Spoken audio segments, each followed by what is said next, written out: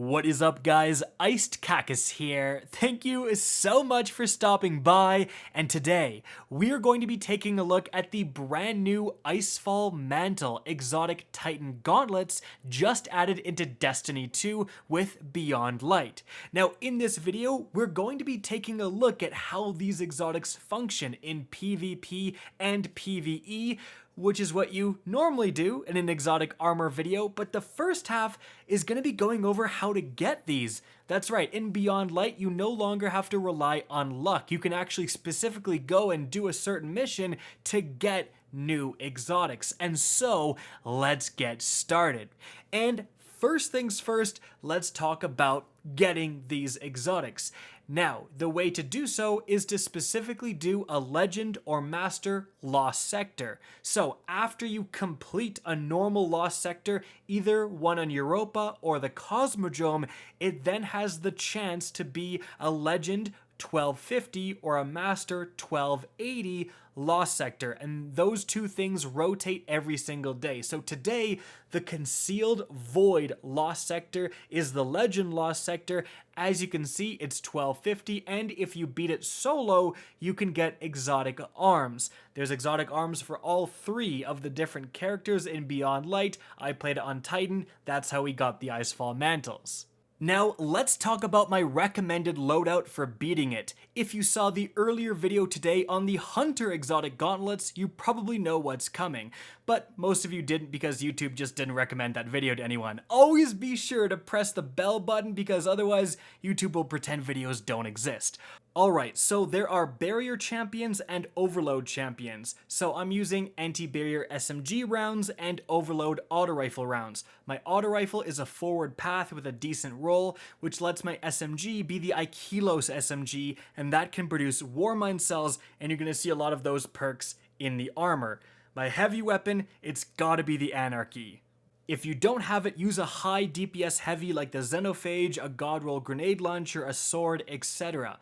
Moving on to the armor. Firstly, be sure to use double finder, double scavenger for whatever heavy you are using. And I mentioned Warmind cells, and there's a lot of Warmind cell perks. I'm using Global Reach for a bigger radius. I'm using Rasputin's Protection for less damage from enemies near the Warmind cells. I'm using Power of Rasputin so I deal more damage to those enemies. And then importantly, I have Rage of the Warmind to deal solar damage because there is solar shields in this Lost Sector. And speaking of that, I'm also using Top Tree Hammers and Fusion Grenades to again deal with those solar shielded enemies.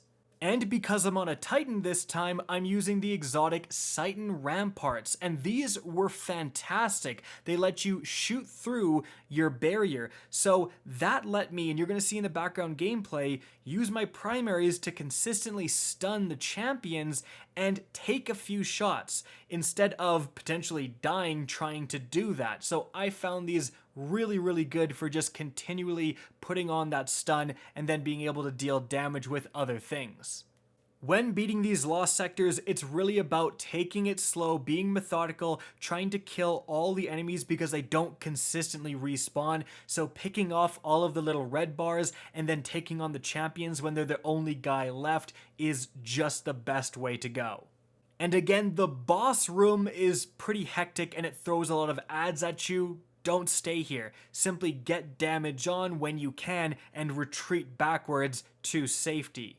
Also remember, as soon as you kill the boss, you can open the chest and get the exotic from that chest. You don't have to kill every single enemy, so it might be worth just yeeting over to the chest. Now you are a Titan, you can't go invisible like the Hunter, so it's a little bit more difficult. Just remember, if you're gonna do this, make sure that you're below 15 minutes. At 15 minutes, it cuts off your ability to revive. So even if you get killed on your way to the chest, if you have some revives, you can just try it again. But again, after 15 minutes, you'll screw yourself. Alright, now that's how to get them. Let's talk about what they do. The exotic perk is Glacial Guard, replaces your barricade ability with a personal armor reinforcement that absorbs a small amount of damage. While reinforced, you are slowed and barricade does not recharge. Okay, so how does that work in game? Well, as you can see right here, When you have these exotics on, your barricade button is actually replaced by a different icon, and it's as simple as pressing your barricade button. You do an animation, a bunch of ice goes everywhere. By the way, it does 0 damage to nearby opponents, even though it kind of looks like it should or should slow them or something, but it doesn't do anything, just an animation. And then you have 20 seconds of this overshield.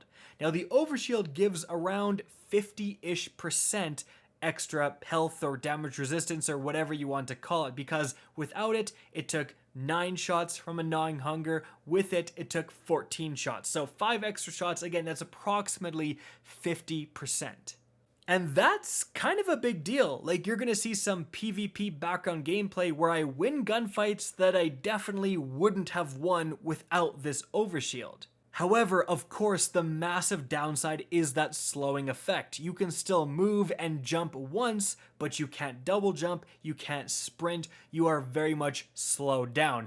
And you are slowed down for the entire 20 seconds. This is one of the biggest and most important things about this exotic. You can't disable it. Like, pressing the button again does nothing. If you pop it and then the enemy runs away, or you win the gunfight and take minimal damage, as long as you have any amount of that overshield health up, you are still slowed. So potentially, when you activate it, if you win an easy gunfight, you're then walking around super slow for the next, 15 seconds after that fight. Now, after those 20 seconds are up, or you've taken enough damage to destroy that overshield, then you're going to start recharging that class ability again. And by the way, we made sure to test if your resilience stat has an effect on this ability, and it does. In the background right here is an extremely low resilience build, and you can see this is going up like extremely slowly. And then I switched to 100 resilience, and you can just instantly see how much faster recharging this is. So definitely, if you are running these, you want as much resilience as possible. You want to be able to utilize them as much as possible. So, how good are these things in PvP? Because a lot of people were looking at these when they were originally unveiled as potentially being overpowered. I mean, a free overshield whenever you want it? Well, again, you are absolutely going to win gunfights that you have no business winning because of these things. However, there are some very real downsides. The main one being, I feel like these are going to be quick play all-stars, where you can do the very simple gameplay loop of having a red dot on your radar, going behind cover, popping these, coming out of cover, and winning that gunfight. But if you're in something like Trials of Osiris, if you're in comp and you're playing good players, what they're going to do is hear it being activated and run away. Right? And then you're kind of just screwed. You've basically slowed yourself for the next 20 seconds, and they can either easily pick you away from another angle or just go somewhere else. Like, you have kind of neutralized yourself because now you're so slow. So they're definitely fun to mess around with, and they're certainly not bad, but I don't necessarily think these are going to be meta warping or anything like that. And these are definitely mainly meant for PvP. In PvE, I tried them out, and even though the overshield you get is pretty substantial, like I get stomped by this boss here, and I take like no damage. That's pretty cool, but just the slowing effect is so much more brutal in PvE. There are better exotics to use, certainly, than these. And so guys, that's it for the video. I hope you enjoyed, found this informative, and if you did, please remember to help me out by simply rating and especially sharing this video. If you guys want to see more Destiny 2 content similar to this, don't be afraid to slap that subscribe button. If you want to get in touch with me and keep up to date with the latest channel activity, the best way is to follow me on Twitter at @RickKackis. That's linked in the description down below. Again, I hope you enjoyed the video, and as always, have a good day.